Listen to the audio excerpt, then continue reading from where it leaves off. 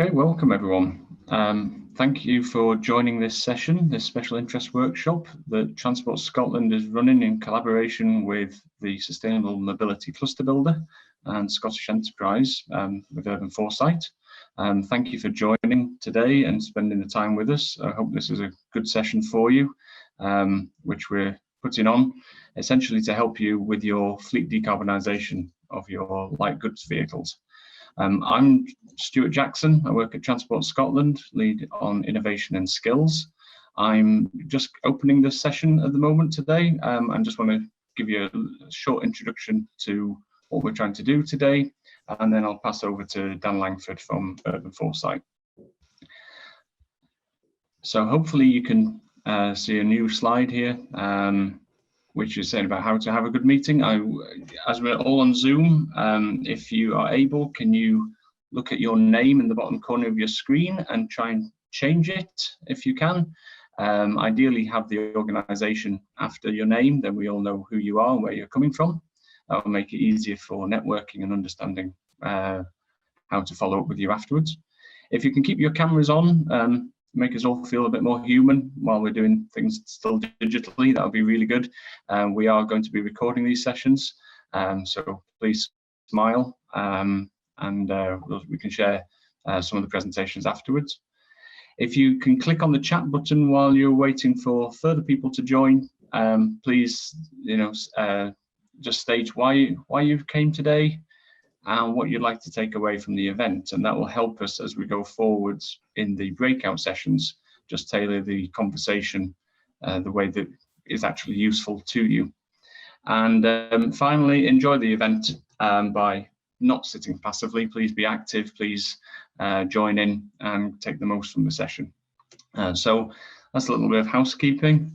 In terms of today's session, we have a couple of presentations to begin with from two organisations, West Commercial Mercedes-Benz and Star Refrigeration, on their journeys to net zero and understanding some of the myths that are being busted as people are transitioning. And then at 2:30, we'll go into two breakout rooms, one for company leaders and one for heads of procurement. So you can then talk to one another about the issues that you're facing with some solution providers who are also in attendance. So you get to hear from other people around this ecosystem today as well. And then at 3:00, we'll then go into some feedback from the sessions with a short Q&A.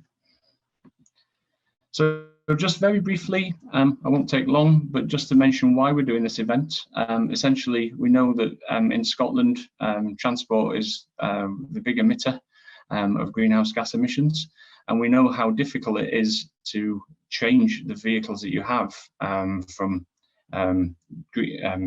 conventional fuels to zero emission fuels, and recognise that that's not just a technical challenge, but a behavioural challenge and an investment challenge as well. So we're here to try to understand where you are on that journey and what skills you're actually having to learn and relearn in order to make that transition as seamless as possible. Of course, all of this push towards a net zero transport economy is part of our national transport strategy, where we're not just looking at purely emissions, but we're also trying to think about how we can deliver inclusive economic growth to not leave people behind as we're transitioning, and to make sure that when we are moving the whole industry forwards, that we don't leave people out of that transition, and that we actually think ahead what skills are required, how we can train people, how we can make sure that we can adopt the technologies as quickly as possible, and ultimately have sustainable businesses from the back end of this transition. So a couple more words from me. So what we're saying is, when we're moving from one status quo, if you like, to a future optimal solution of vehicle types, we recognise that that's not a technology shift, that's also a people shift, and that's where we want to get to in the discussions today. Finally, just to quickly mention, we have last year done some work on the heavy duty vehicle side and looked at did a study last year looking at the challenges from a skills perspective to transition heavy duty vehicles. And as you can see there, there's some information about how we expect the different fuels to play a role in the future and how complicated that is for business leaders and heads of procurement to make the right decisions. And we expect similar issues to be found in the smaller size vehicles, but maybe actually in some ways some of the people on this call have actually been through that transition more easily because it's a clearer path to an alternative fuel such as battery electric, for instance, that may have been through.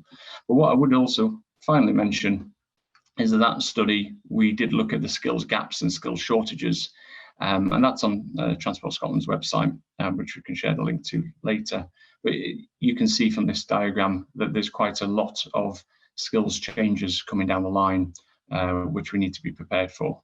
So that's it from me. I will now pass over to Dan Langford, who from Urban Foresight, who will open up this session. Okay, thank you.